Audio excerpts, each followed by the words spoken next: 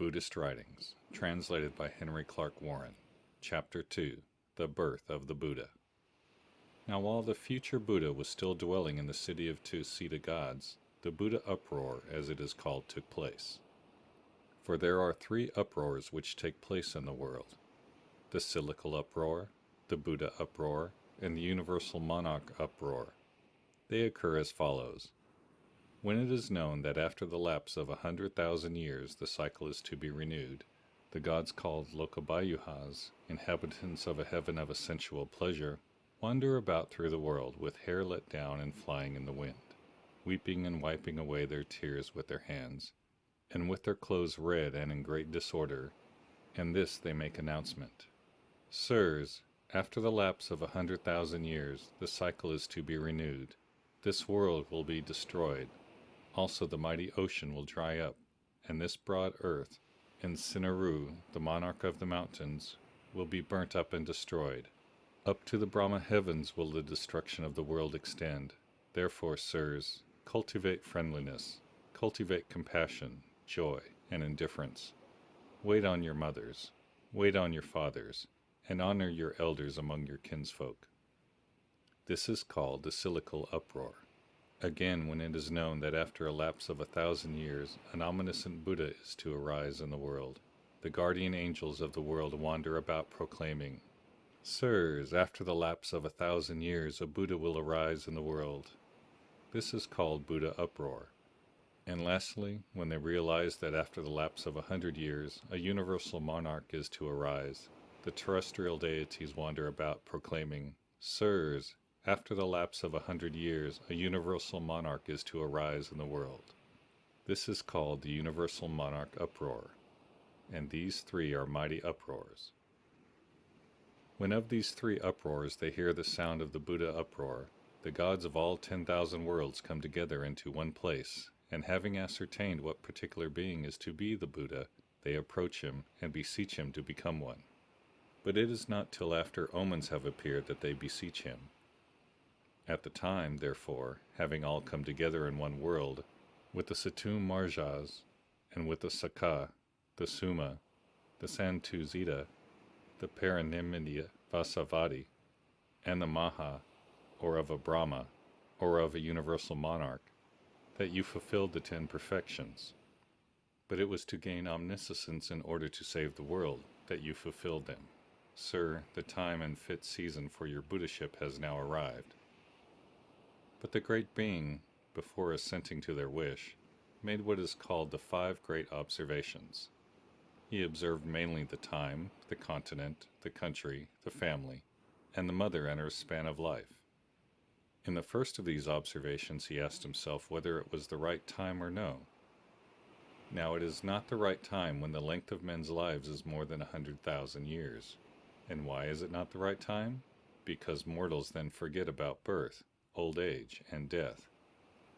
And if the Buddhas, who always include in their teachings the 3 characteristics, were to attempt at such a time to discourse concerning transitoriness, misery, and the lack of substance reality, men would not think it worth while listening to them, nor would they give them credence. Thus there would be no conversions made, and if there were no conversions, then dispensation would not conduce to salvation. This, therefore, is not the right time. Also, it is not right time when men's lives are less than 100 years. And why is it not the right time? Because mortals are then exceedingly corrupt, and an exhortation given to the exceedingly corrupt makes no impression, but, like a mark drawn with a stick on the surface of the water, it immediately disappears. This, therefore, also is not the right time.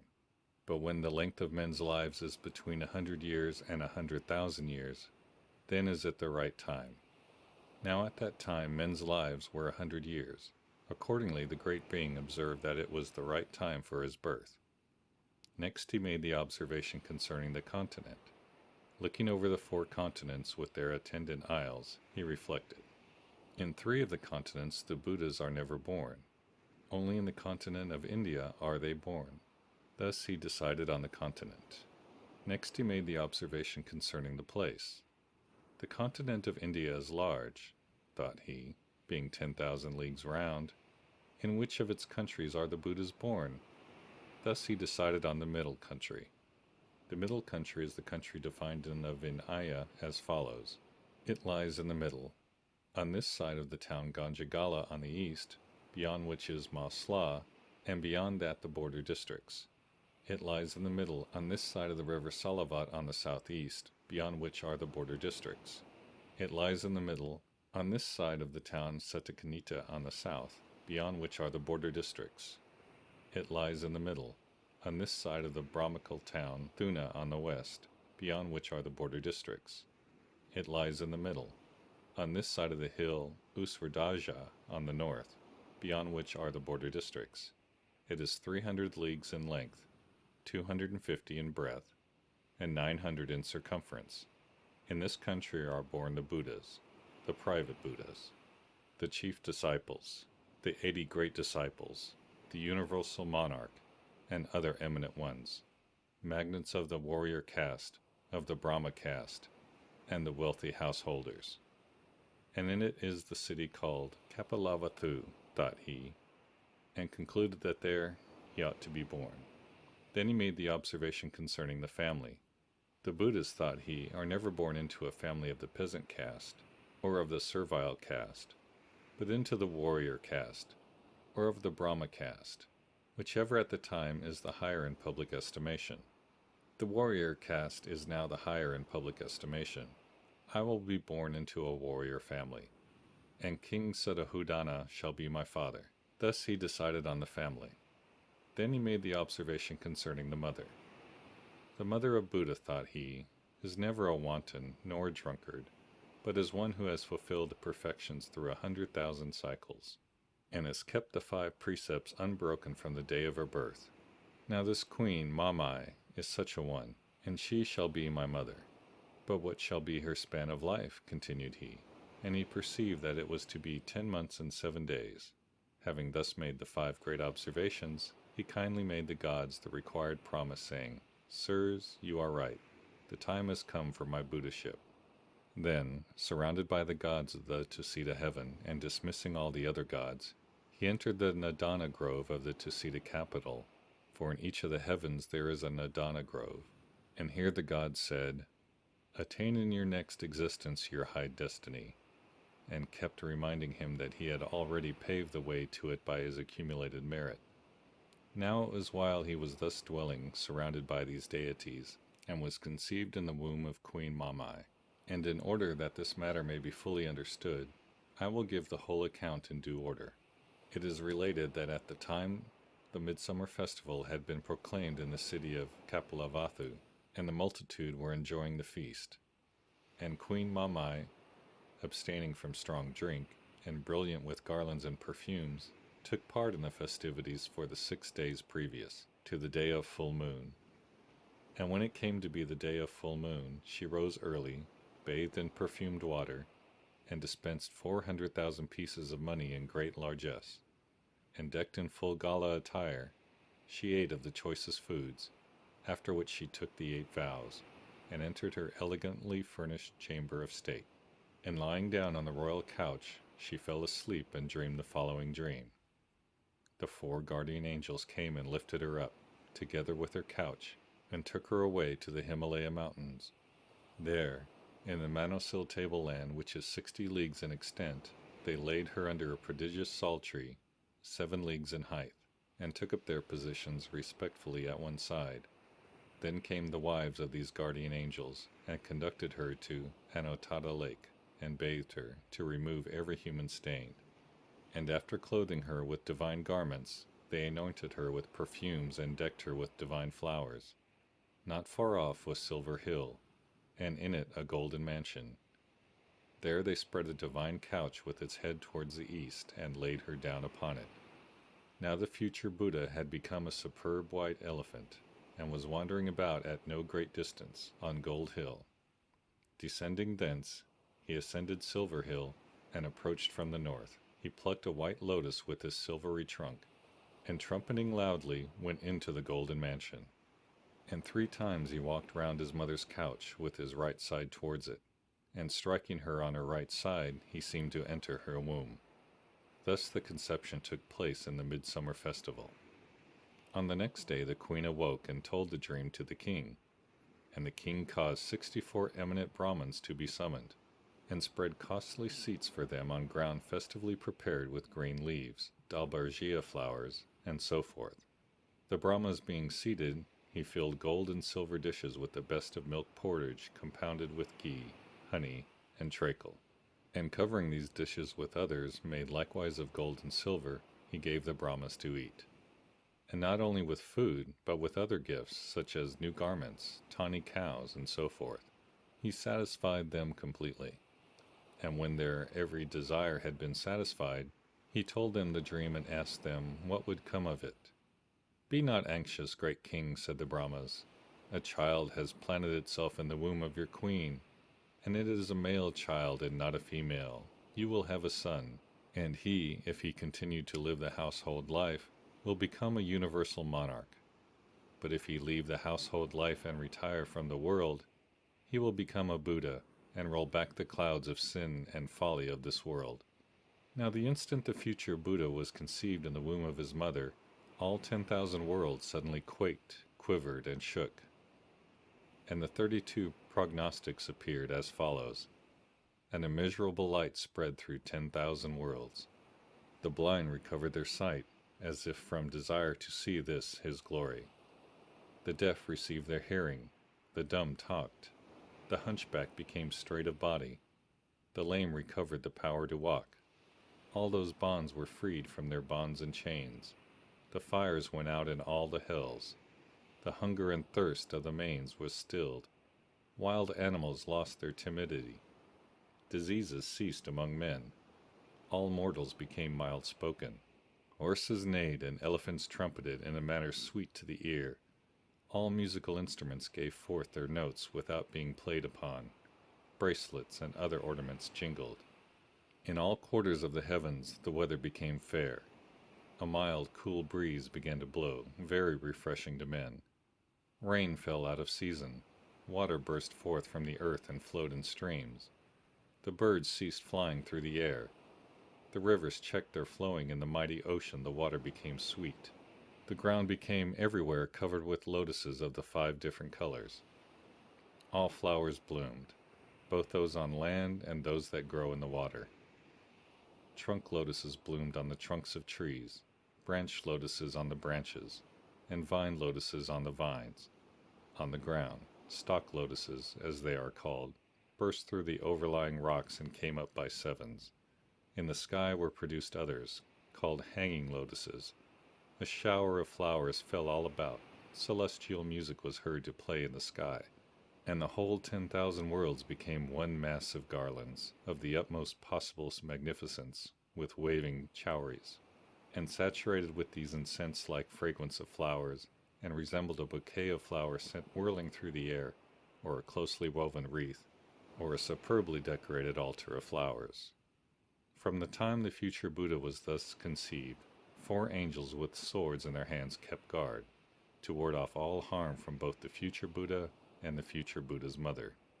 No lustful thought sprang up in the mind of the future Buddha's mother, having reached the pinnacle of good fortune and of glory. She felt comfortable and well, and experienced no exhaustion of body, and within her womb she could distinguish the future Buddha.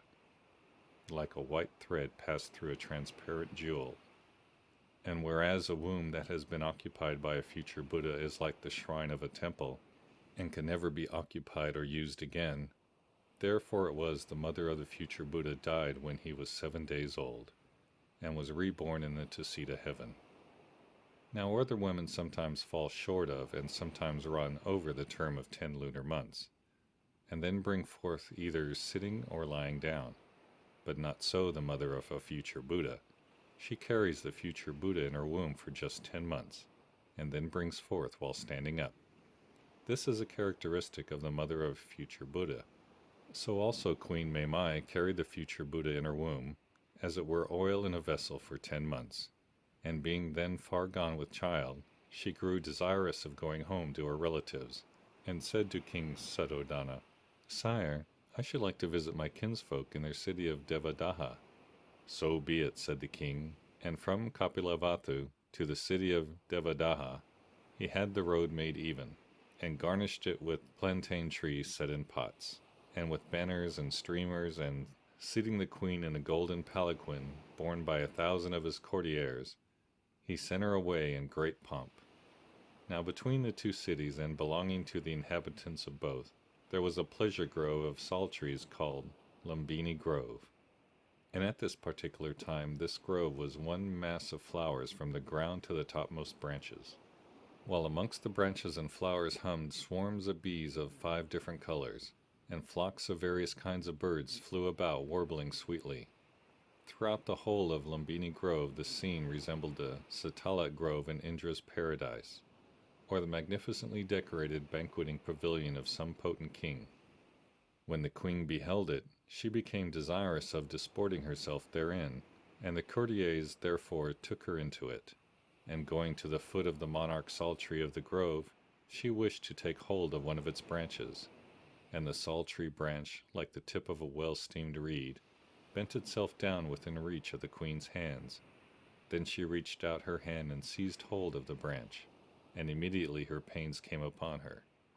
Thereupon the people hung a curtain about her and retired, so her delivery took place while she was standing up and keeping fast hold of the sal tree branch.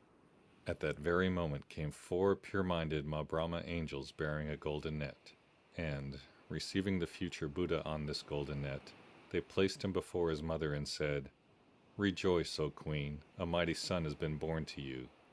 Now other mortals, on issuing from the maternal womb, are smeared with disagreeable, impure matter, but not so the future Buddha.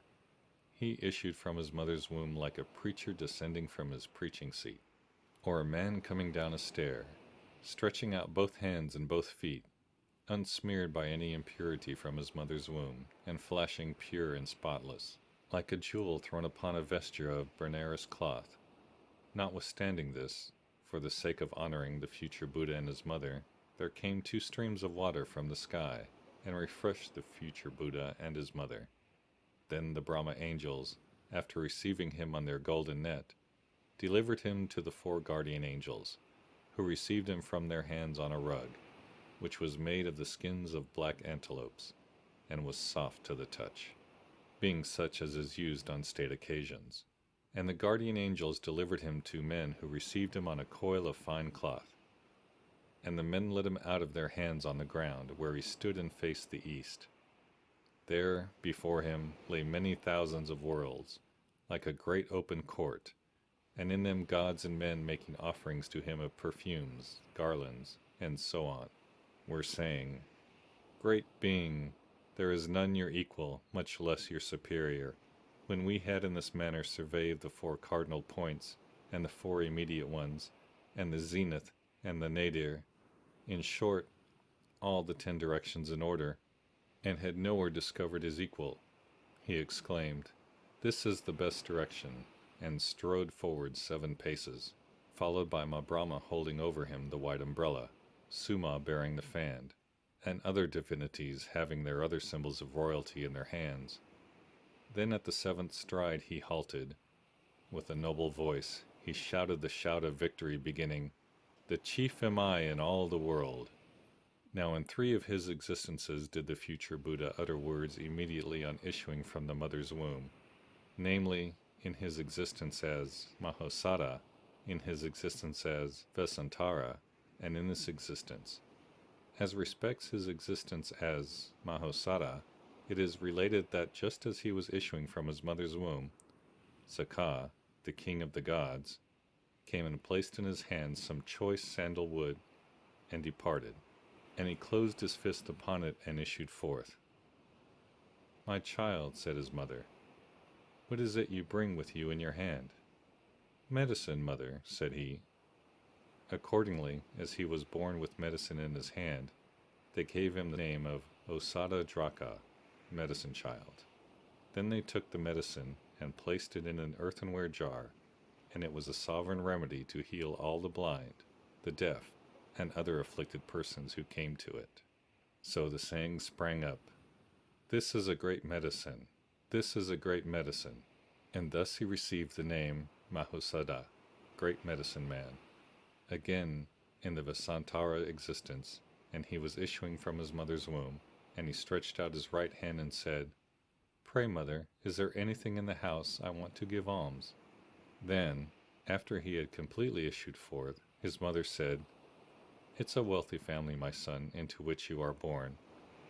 And putting his hand in her own, she had them place in his a purse containing 1,000 pieces of money. Lastly, in this birth he shouted the shout of victory above mentioned. Thus, in 3 of his existences did the future Buddha utter words immediately on issuing from his mother's womb.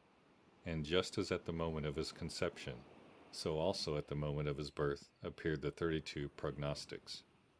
Now at the very time that our future Buddha was born in Lumbini Grove, there also came into existence the mother of Rula, and Chana the courtier, Claudie the courtier, Kantaka the king of horses, the great bow tree, and the 4 urns full of treasure. Of these last, one was 1/4 of a league in extent, another 1/2 a league, the third 3/4 of a league, and the 4th a league. These 7 were called the Connate ones.